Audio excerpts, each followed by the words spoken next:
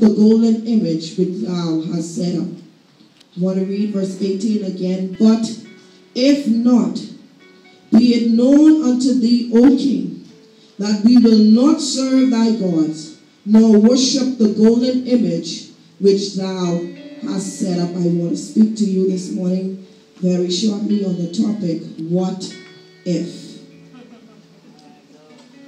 The commitment to living in godliness provides many opportunities to rely on God's favor, His grace, His protection, and His provision. As we honor the Lord through our godly lifestyle and excellent spirit, He will honor us.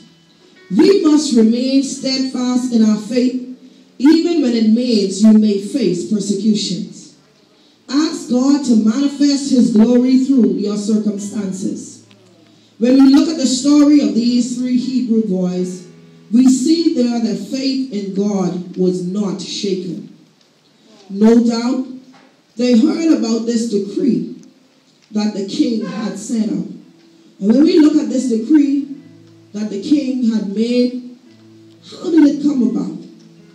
This decree came about when Nebuchadnezzar had some men that he put in charge of making decisions and put in charge of going around and I mean just giving advice. And these men saw to it that these Hebrew boys were just going about their own duties. And I mean, they were serving God, they were doing well, they were being promoted. And I call them their haters.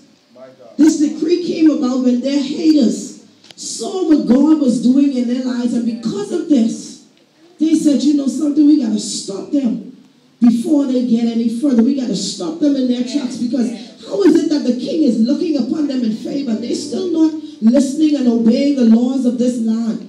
And they're being promoted. We were here all along. And no one is looking upon us. So they went to the king and they allowed the king to make this decree. And when the king made this decree, they went to the king and said, the king, you know something? There are three Hebrew boys out there. You made this decree saying everyone should bow to this big golden image that you made. But they're not obeying this law that you have set up. Now, king, what you going to do? My God. And so we got to be careful, people of God, when we're being elevated in ministry and we're being elevated in the things of God. You got to know that there's some people out there that are hating on you, and all they're looking for is an opportunity to cause your failure.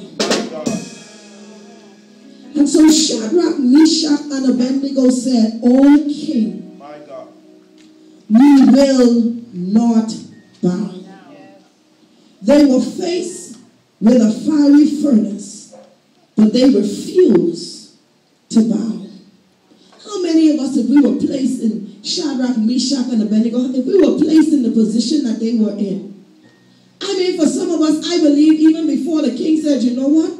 Maybe you all didn't hear the law. Maybe you all didn't hear the music.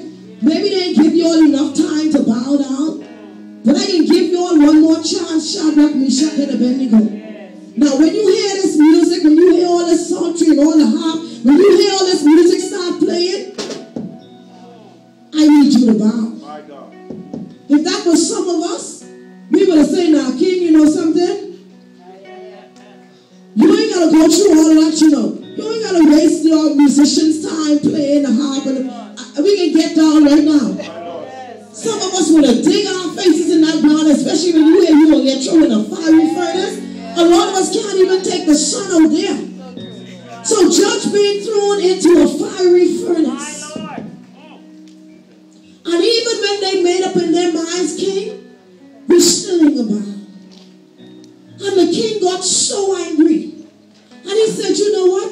Lord turned the fiery furnace up 7 times hotter. And what I don't understand is Nebuchadnezzar, he knew that the God that Daniel and Shadrach and Meshach and Abednego served was a God who could see. He knew that he was a God that can reveal secrets. If he knew that this was that kind of God, didn't he know that the same God that he told everyone, that he told Daniel, that I'm going to let everybody worship the same God, If he knew that this God was able to deliver and this God was able to reveal hidden things, didn't he know that this same God was able to deliver Shadrach, Meshach, and Abednego out of the fiery furnace? But look at your neighbor and say, neighbor, but God. But God. Hallelujah, Jesus. Just like these three men, we must refuse to compromise our godly standard. Please know and understand that the enemy's job is to steal, to kill, and to destroy. He will destroy your peace. He will destroy your joy. He will destroy your marriage. He will destroy your home, your relationships, your kids, your finances, and especially your dreams and your visions.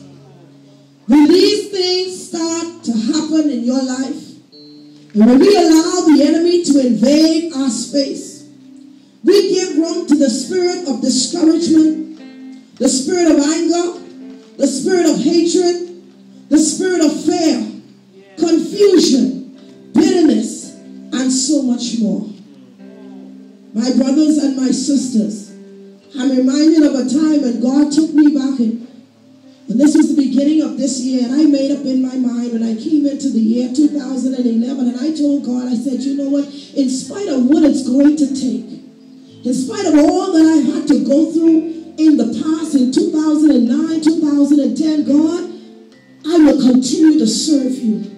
I said, the Lord was not an easy one, but Father, you have always brought me through. Every difficult circumstance came to take me to another level. When and April came in, I said, God, you know what? I said, this road more than rocky. This road a little more than bumpy. I said, but you know what? I'm still going through. And I started, and I began, and God said, listen. I said, well, Lord, he said, a lot of my people are perishing, and a lot of my people are failing because they refuse to build a relationship with me. God said they refuse to stand on the word that I have given them. They refuse to hear what I'm saying to them. And so I said, God, you know what? I'm going to start even with my prayer life. I said, because I can't expect changes in my neighborhood, and I can't expect changes in my church, and I can't expect changes in my family if my life is so messed up. And so I began getting up at 3 o'clock, 12 o'clock, 2 o'clock in the night, and just began praying and warfaring, and I mean, things were going good for a while, and after a while, I mean, God just started doing, the enemy just started showing up. Let me put it that way. And sometimes when things start going wrong, you try to figure out, God, what's going on now? Is something wrong with me? Or what if I doing everything I'm supposed to do? And then I was like, now wait.